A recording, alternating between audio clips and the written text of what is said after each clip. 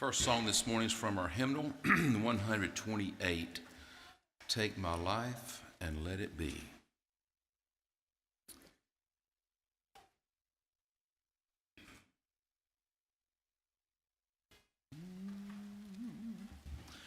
O soul, take my life and let it be consecrated, Lord, to Thee.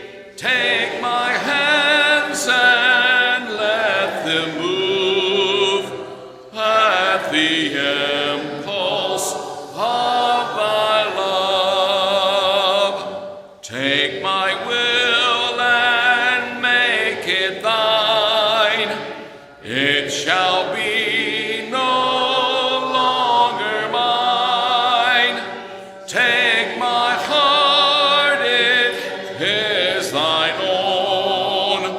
It shall be Thy royal throne. Take my love, my Lord, I pour at Thy feet its treasure store. Take myself and I will be ever only all for Thee. Dismissed to our classes.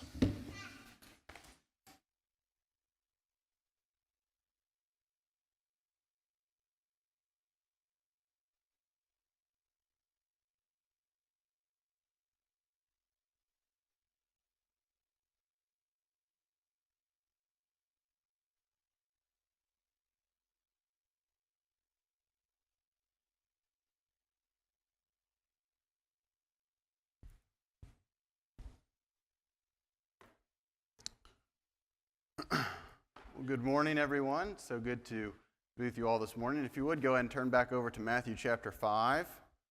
Matthew chapter 5, we'll be picking up there. Of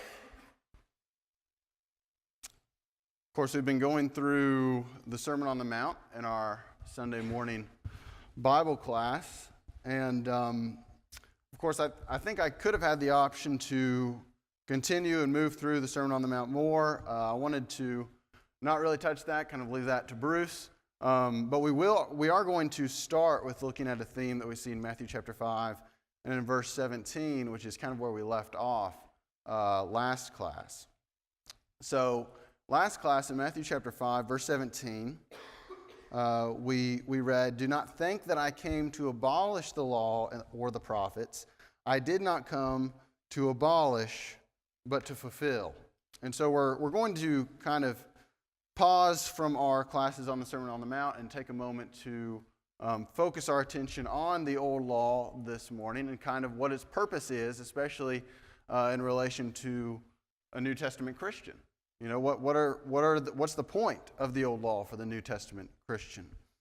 Because as Christians in the 21st century, we understand that there are two testaments that exist in Scripture. There's the Old Law and there's the New Law. And we understand that both of these testaments had one primary purpose, which was to give God's people a knowledge and an understanding of what He would have them to do, of God's will for them. However, we know that both of them are not in effect. Let's go to Colossians chapter 2. There's kind of two main passages that we go to when we're studying the purpose of the Old Law for the Christian. And the first one is Colossians chapter 2. So let's turn there, and I'll get someone to read that in just a moment. Colossians chapter 2. And let's see, Adam, do you want to read that? Colossians chapter 2, verse 14 for us. Yeah, go ahead. The record of debt that stood against us with its legal demands. This He set aside, nailing it to the cross. Okay, so we can read that Jesus has taken the old covenant out of the way and nailed it to the cross, as we see there. And then also, another passage that we frequently go to is Hebrews chapter 9. So let's go over there real quick. Hebrews chapter 9.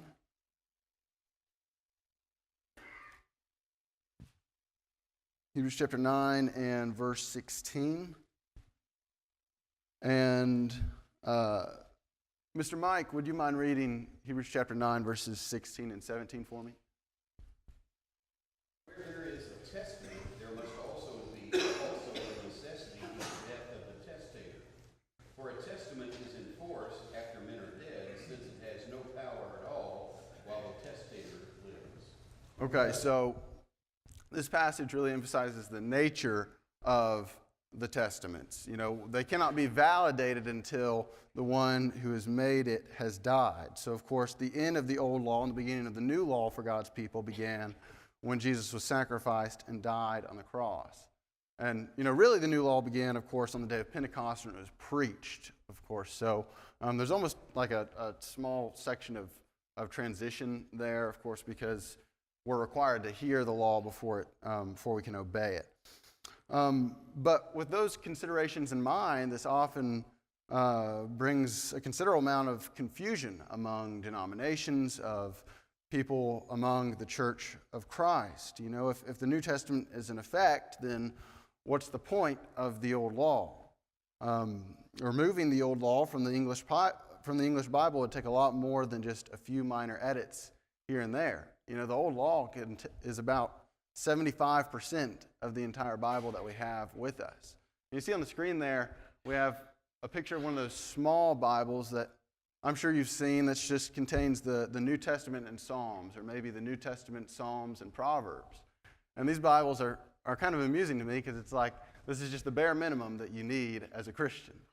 You know, you can take the rest, but as long as you have the New Testament and Psalms, then you'll be good. Of course, Psalms being this section of the Old Testament that is the most quoted from the New Testament. And so, as long as you have these two, then you'll be just fine. But is that really the case? You know, do we really have a full picture with just the New Testament and Psalms?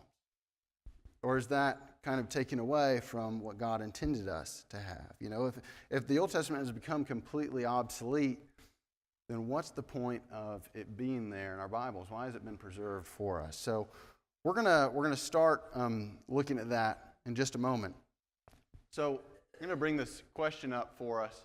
What are some of the purposes of the Old Testament for Christians today? We're going to get more specific in just a moment, but just generally speaking, what are some purposes that you can think of the Old Testament for Christians today?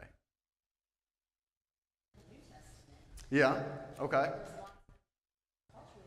Absolutely. Right, okay, so she was talking about the cultural significance of the Old Testament, okay? So obviously we did not grow up in that area. We did not grow up in that time. And so the Old Testament helps us out a lot with understanding some of the religious background of some of the different sects of Jews there, as well as many other things. What else can we think of? For our learning. Okay, so I think that's drawing from one passage that we'll look at here in a moment. I saw a hand back here. I'm just going to mention that there were no prophecies in the Old Testament about Christ, and he just shows up on the scene. There's not a basis. But Right. there's prophecy throughout the Old Testament that points to Christ and him fulfilling all of that. Yeah, so you only have part of the picture. It's a faith builder. Right.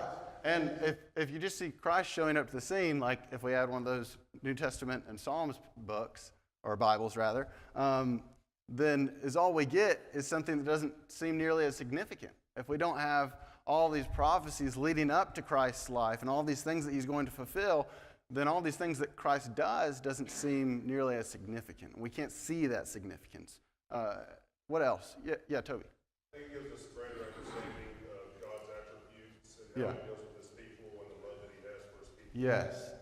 Yeah, absolutely. I have that point that we'll look at in a moment as well. So it gives us a better understanding of how God interacts with his people, what God's attributes are, what God requires of his people. Obviously, we know that we have two different covenants, and so God is requiring some different things, but in a sense, he requires the same level of obedience, the same level of commitment to his covenant, no matter which one it is. And so we learn some of that from the Old Law as well. Yeah, Jacob. Probably just lessons and Yeah. I Yeah, think on yeah. Hebrews 11. Yes, absolutely. That goes out the door whenever, all those people, we want to strive to be more like them, because they strive to be more like God and keep His commandments. Right, so we get some insightful examples, and those examples are for our learning. I think that goes to what Mr. Todd said earlier. Yeah.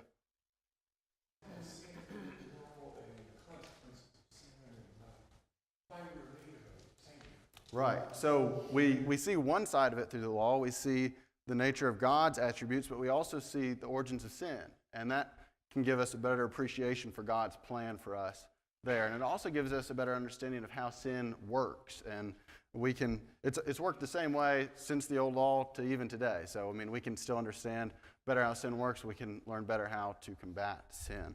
Those are all great points. Just to bring out a few, and these are all things that I believe someone has mentioned. Let's go to 1 Corinthians chapter 10. 1 Corinthians chapter 10.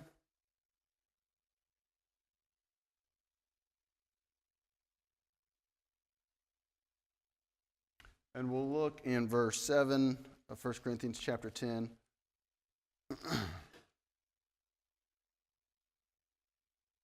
1 Corinthians chapter 10, verses 7 through 12. Jacob, do you mind reading that? Do not be idolaters, as some of them were, as it is written, that the people sat down to eat and drink and rose up to play. We must not indulge in sexual immorality, as some of them did, and 23,000 fell in a single day. We must not put Christ to the test, as some of them did, and were destroyed by serpents. Nor grumble, as some of them did, and they were destroyed by the destroyer. Now, these things happened to them as an example, but they were written down for our instruction, on whom the edge of the ages has come. Therefore, let anyone who thinks that he stands take heed lest he fall. Okay, so we see this phrase here. They're written for our instruction or for our learning, as was already mentioned. So, of course, he's pointing back to these stories and saying, you need to read these stories and learn from them to see how you ought to behave. And then also we see just generally it reveals God's dealings with man, what God expects from man, what level of obedience God expects from man. And that was mentioned as well. But I want to take a deeper dive here in just a moment, because we understand that there's a lot of these purposes that are applicable to us as Christians. We can read through some of these stories and we can gain knowledge and understanding. I would even say we learn through some of the commands in the Old Law, and there's things that we can take from that. But of course, there's other things that we understand in the Old Law that don't really apply to us as well. They don't really carry over as well. Maybe it's the blue tassels that the Israelites were commanded to wear on their clothing. Maybe it was some of these feast days or things of that nature. And so we understand there's kind of like two separate ideas there. And so as we consider kind of some of these more applicable things, some things that don't really seem as applicable, how can we know what parts of the Old Law kind of still have an effect on us today and which parts don't? How do we determine that? In the New Testament. Okay, so for one, many of these major ones will be reiterated in the New Testament. Anything else?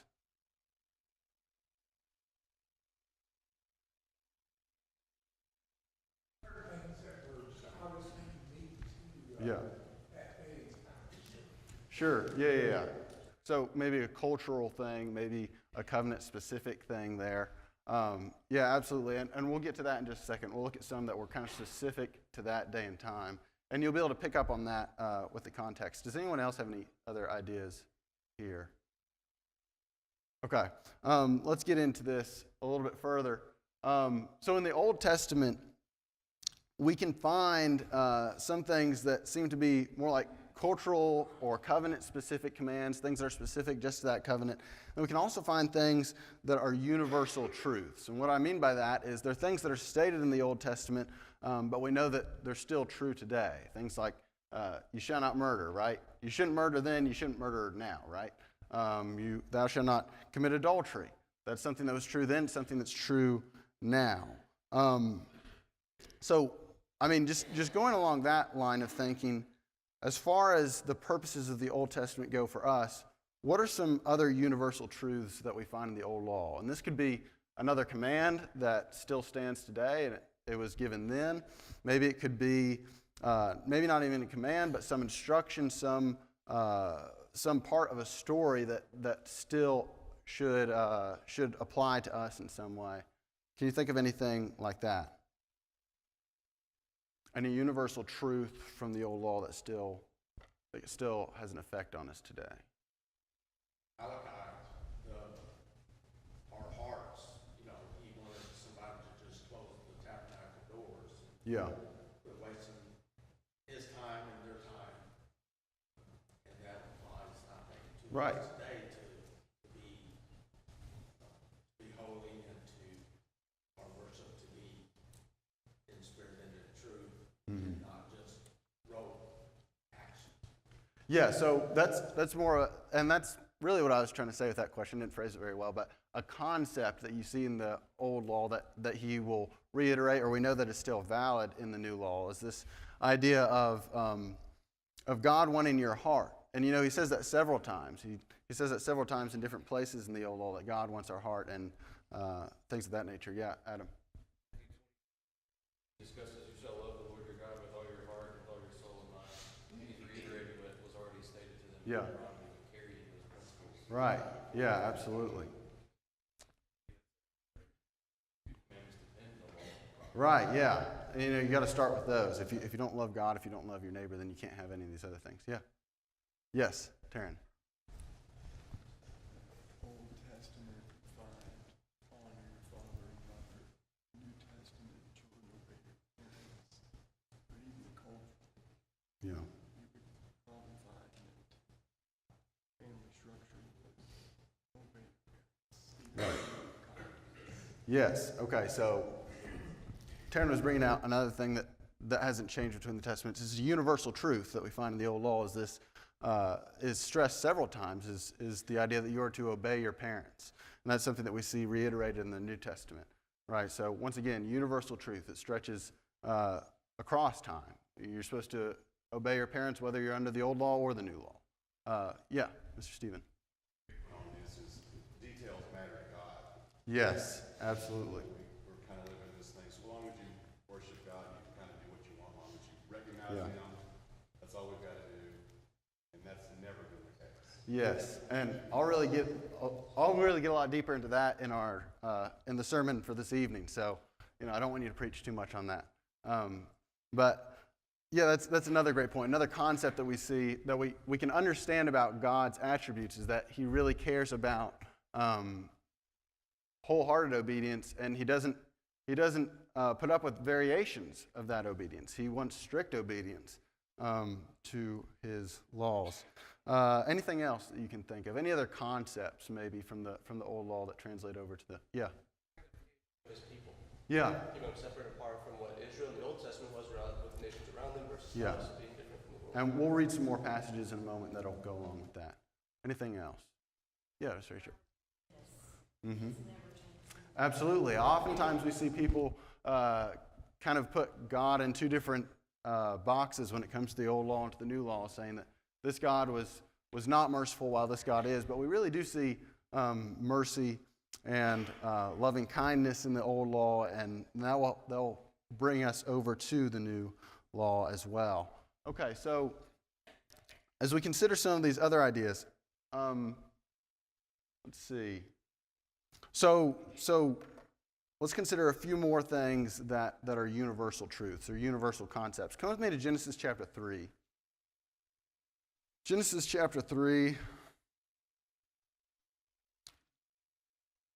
And we'll look in verse 7 here.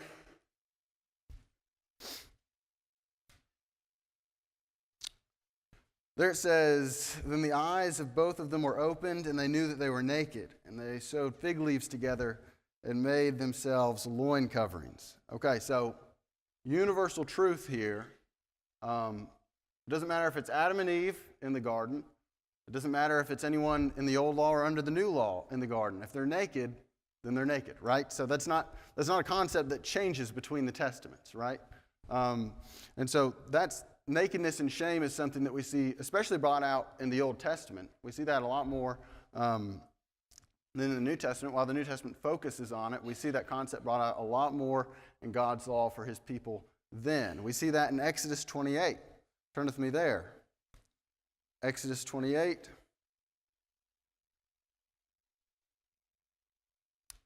And in verse 42, this is instructions for the priests here. It says there, you shall make for them linen breeches to cover their bare flesh. They shall reach from the loins even to the thighs. And so, that's not something that was fulfilled somehow in the New Testament. We know that, bare flesh is still bare flesh. It's the same as it was then as it is today. So that concept hasn't changed, and the old law really brings that out for us. Let's look in 1 Corinthians 9 then. 1 Corinthians 9, let's look at an example that Paul will bring out for us.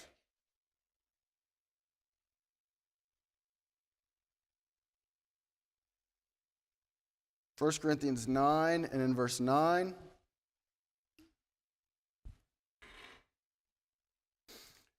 There it says, for it is written in the law of Moses, you shall not muzzle the ox while he is threshing. God is not concerned about oxen, is he?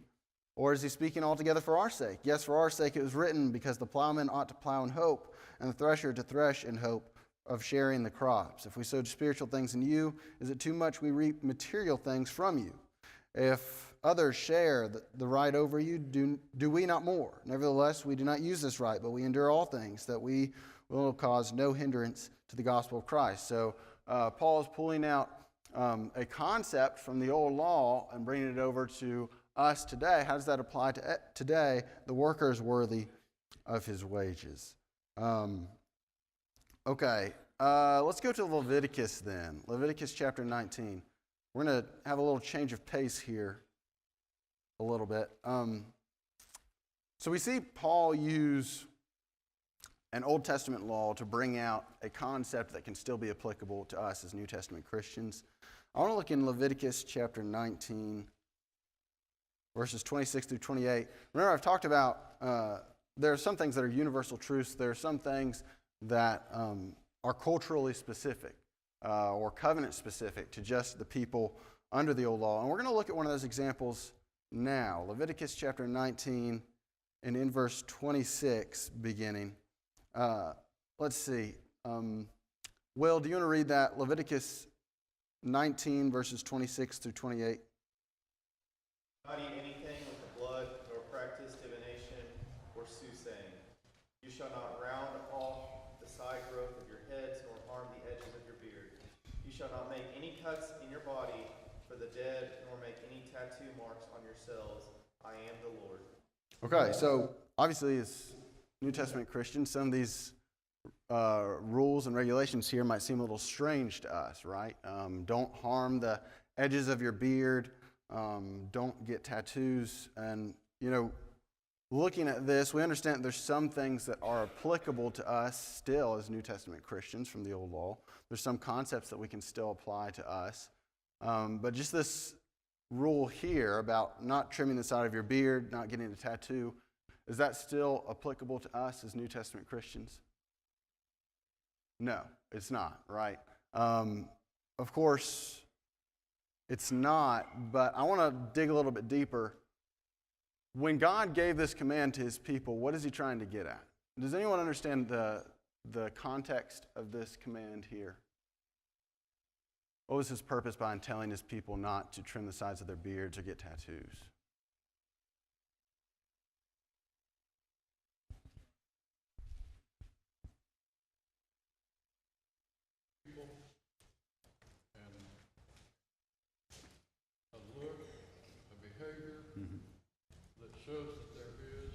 Yeah.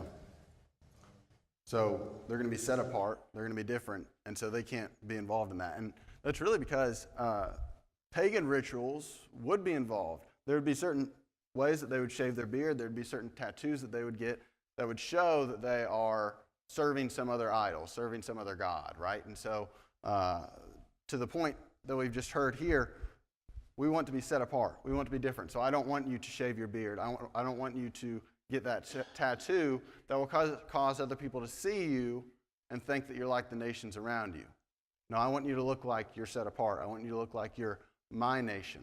I want you to look like you're my people. So we understand that that is a cultural command there, a covenant command there that is applicable to them because of the situation in which they're living, because the nations around them were doing those things and God didn't want them to look like the nations around them.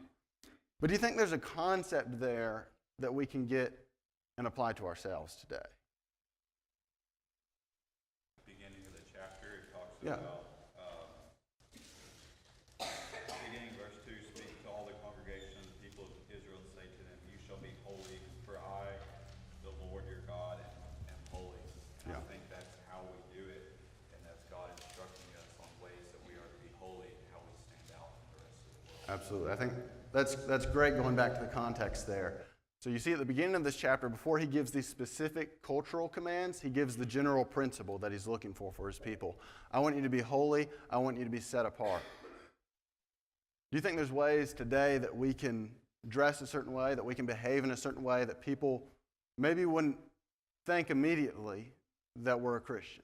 That people wouldn't think immediately that we're one of God's people, but instead they might think that we're anything other than God's people. Because, we communicate something by what we put on in the morning. We communicate something by that. And we all understand that we communicate something by that. And so even though this is a cultural specific command, we can still understand that there's a principle from it that we still ought to apply to ourselves. We're to be holy as he is holy. We're still to dress and behave in such a way that would show that we are God's people. Any comments on that before we continue?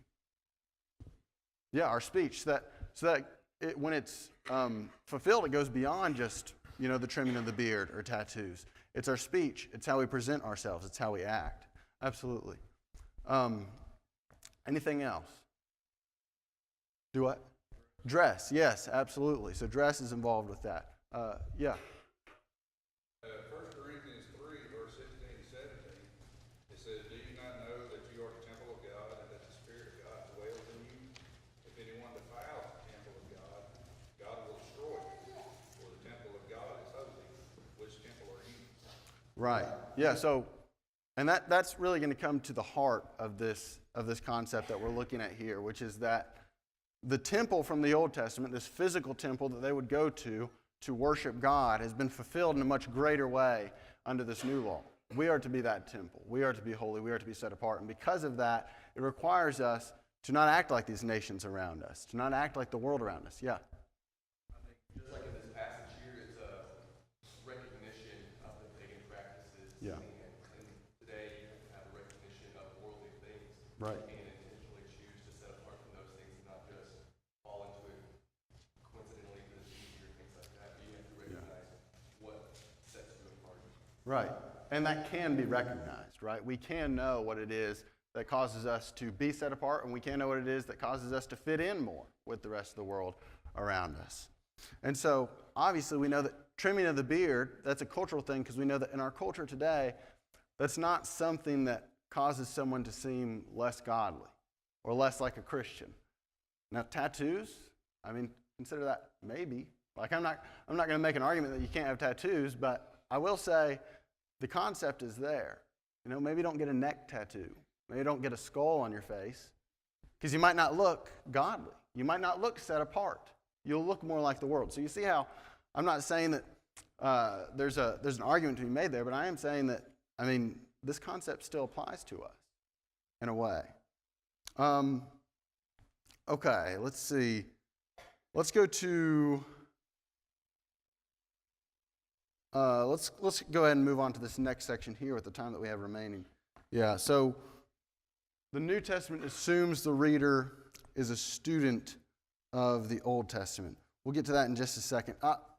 As we are considering this concept of looking at Old Testament passages, understanding that there's a cultural significance there, but still applying a principle to us, maybe I want us to realize that that's not just an Old Testament thing that we do. We do that in the New Testament as well. I want to spend some time there for a moment.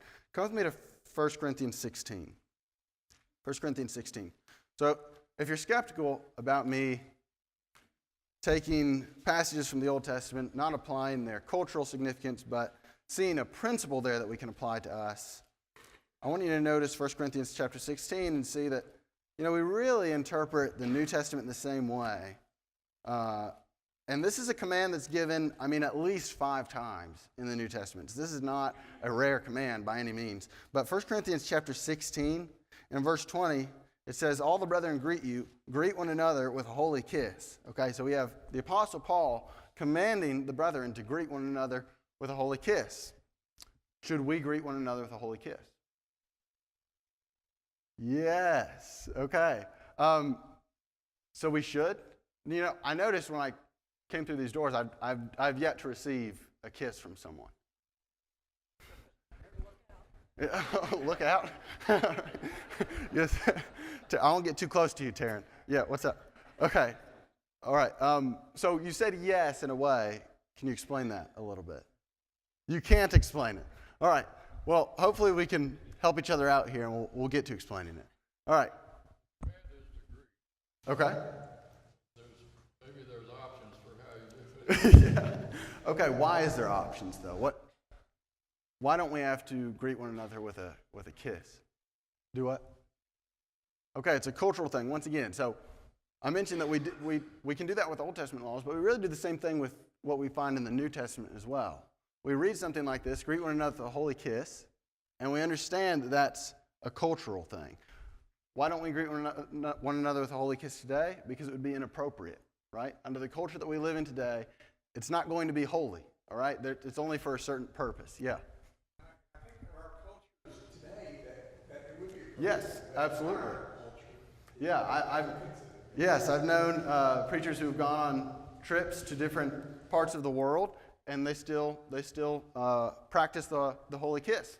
And it's not inappropriate there, all right? So you have to understand the cultural significance. So I'm saying we still do that with some of the commands that we get from the New Testament. We understand that we are still to find a principle here, and we are still to apply it. We are still to greet one another warmly.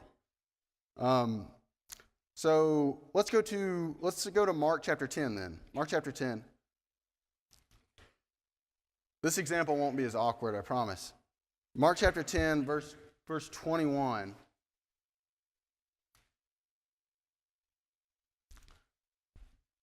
Okay, let's see. Mark chapter 10, 21.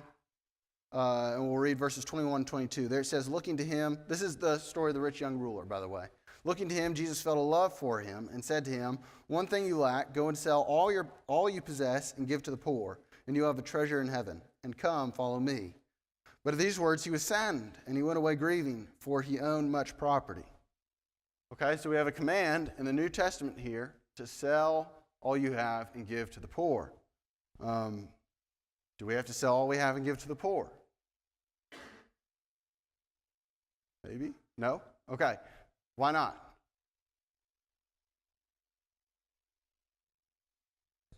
Okay. So,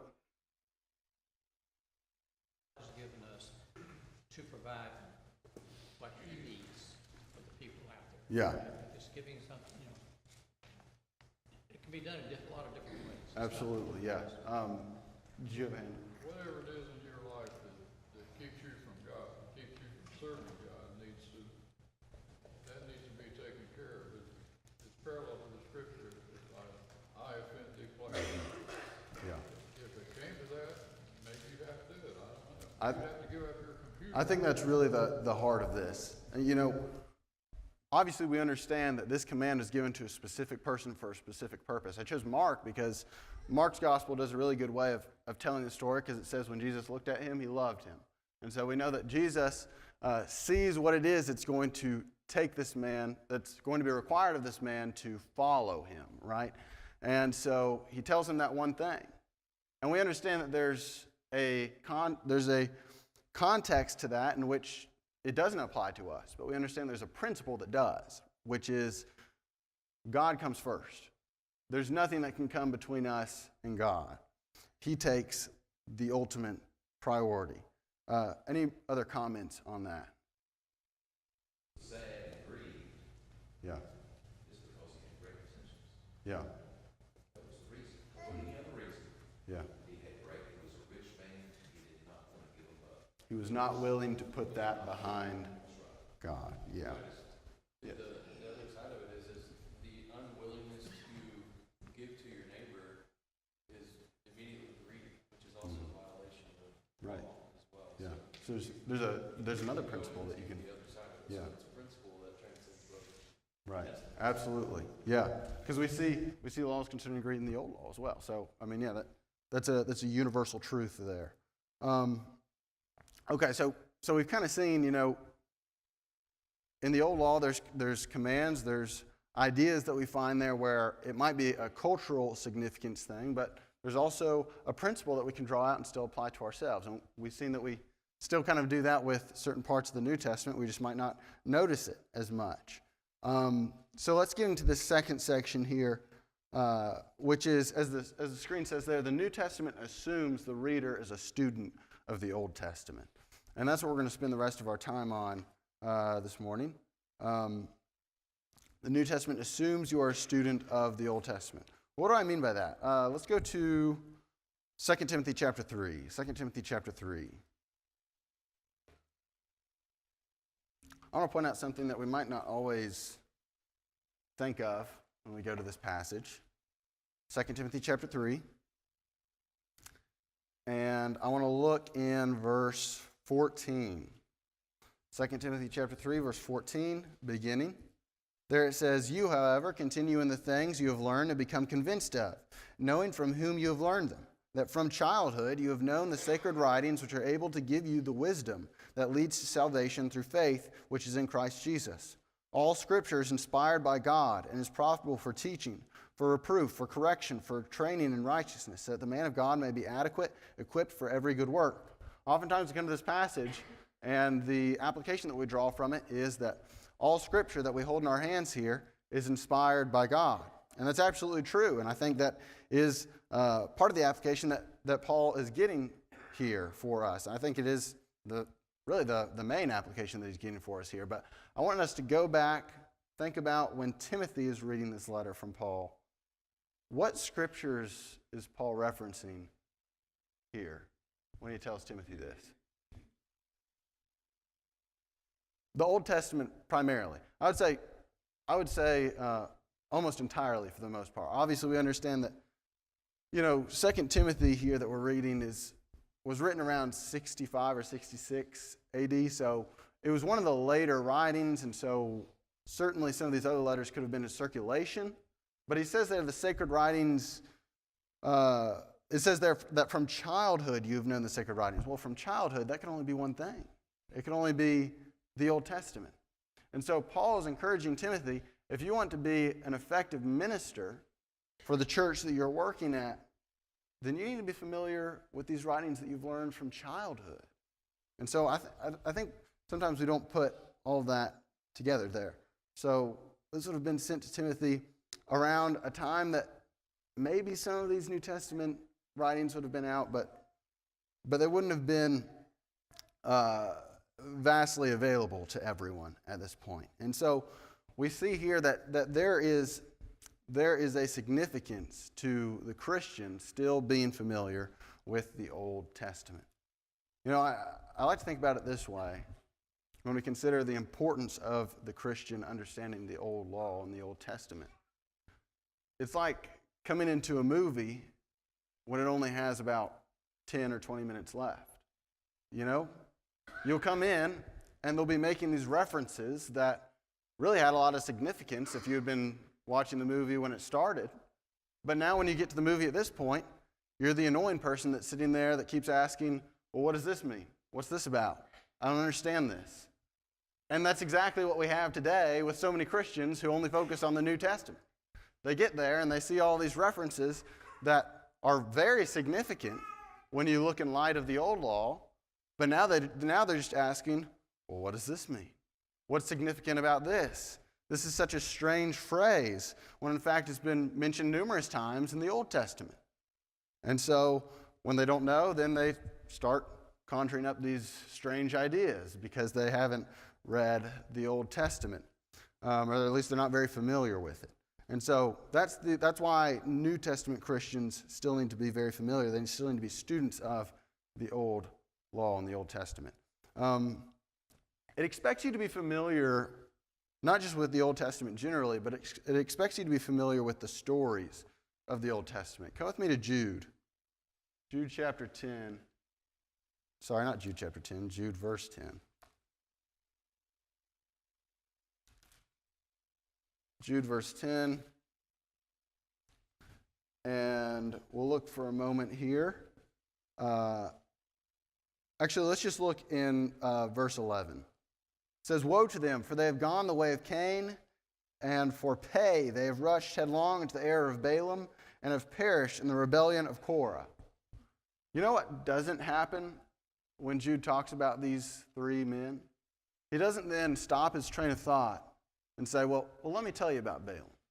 Let me tell you about Korah and this rebellion of his. Let me tell you about Cain and what exactly went on there. You know why he doesn't do that? Because he assumes that his readers are familiar with these stories. He assumes that these readers are familiar with the old law and the text found within. You know, Balaam sold out God's people for a bribe. It's more than just a story about a talking donkey. He was stubborn, and he did everything that he could to push back against God, and it became a stumbling block for God's people. And he's saying there, for pay, they have rushed headlong into the error of Balaam. We know that Balaam did all those things because he was trying to accept a bribe from a pagan king. And so the stories have to be familiar to us. Secondly, it assumes you're familiar with the language. Let's go to Genesis chapter 14 real quick. Genesis chapter 14. And this is a story that we'll see brought up again in Hebrews. And the Hebrew writer will spend a lot of time on this story. The Hebrew writer will spend a lot of time on this story. And so it's strange then that we come to this passage and Melchizedek, the main point of this chapter in Hebrews, is only mentioned for just a couple verses. It says in verse 18 of Genesis 14, "And Melchizedek, king of Salem, brought out bread and wine. Now he was a priest of God Most High." And in Hebrews, the Hebrew writer brings out Melchizedek and talks about all these connections between him and Christ. And it's something that we're supposed to pick up on. But we often don't, because we're just reading Melchizedek off the page. Melchizedek, king of Salem, off the page. But if we're familiar with the language of the Old Testament, does anyone know what Melchizedek means? Do what? Okay, well, that's part of the thing that he brings out there, because in the text we see that Melchizedek doesn't have any genealogy. We don't know where he comes from. He's just there and then he's gone. And so, yeah, he doesn't have a beginning or end as far as the literature goes. But what does the name Melchizedek mean? It means king of righteousness. Okay, so it means king of righteousness. Does anyone know what Salem means? Peace. Okay, so if we're just reading that rather than Melchizedek, then it might be easier for us to see the connection between him and Christ, and we might be looking for it a little bit easier if we look down in our Bibles and read King of Righteousness, King of Peace. We might be able to see that connection between him and Christ a little bit easier. And so it assumes that we're familiar with the language, and that includes apocalyptic language. We're not going to get to that, but there's things that we see in Matthew 24 that there's lots of weird phrases there about the sun and moon and stars falling out of the sky and darkening, and people come to that and they freak out. But if we go to Isaiah 13 or Daniel 11, then we find that that language is referenced in the Old Testament, and it assumes in the New Testament that you're familiar with that, and it'll tell you exactly what it's talking about there. Well, let's move on finally then to sorry. Let me see if I can bring that back up. It seems you're familiar with Old Testament passages, contexts. One of the more famous places where we can find that is in Matthew 27. If you'll turn with me there real quick. Matthew 27, this is where we'll end. Okay, so the New Testament assumes you're familiar with Old Testament passages and the passages' context, because oftentimes in the New Testament, if someone references an Old Testament passage, they're most often referencing not just the one verse that they reference, but the context of that one verse. And we see an example of that in Matthew 27. This is where a lot of people get confused. There in Matthew 27, verse 46, it says that about the 9th hour, Jesus cried out with a loud voice, saying, Eli, Eli, lama sabachthani, which is, my God, why have you forsaken me? And what is he quoting from there? Psalm 22. So let's go to Psalm 22 real quick. Psalm 22. You see, when we don't take into account the context of a passage that was referenced in the New Testament, then we come to the conclusion that God forsook Jesus, that he was not there, that the Trinity was separated in some way. But look with me in Psalm 22. Let's look in verse 1. My God, why have you forsaken me? Far from my deliverance are the words of my groaning. And so we see that part that Jesus quotes there. But if we continue through the psalm, it brings out a different story. It begins with the psalmist feeling hopeless and that he has been left alone to die. But come to verse 19. But you, O God, be not far off. O you, my help, hasten to my assistance. Deliver my soul from the sword, my only life from the power of the dog. Save me from the lion's mouth, from the horns of the wild oxen. You answer me. He's not going to leave him alone. He's going to answer him. Continuing on to verse 29 there. It says, let's go to verse 22, sorry. I will tell of your name to my brethren. In the midst of the assembly I will praise you. You who fear the Lord, praise him. All you descendants of Jacob, glorify him. Stand in awe of him, all you descendants of Israel. For he has not despised nor abhorred the affliction of the afflicted, nor has he hidden his face from him, but when he cried to him for help, he heard. Jesus quotes a psalm on the cross that begins with despair and ends with triumph. Imagine being a Jew, being familiar with the old law, hearing the words that Jesus utters there, and knowing what that psalm means. Knowing that it begins with despair, but it ends in triumph. And so oftentimes, if we really understand the meaning of Psalm 22, then we wouldn't have so many issues drawing the conclusions from Jesus' statement on the cross here. We wouldn't have songwriters putting in lines like, the Father turned his face away. Because it says right here that the Father doesn't turn his face away. He will not hide his face from me. And so, if we are more familiar with not only the passage, but the context of that passage,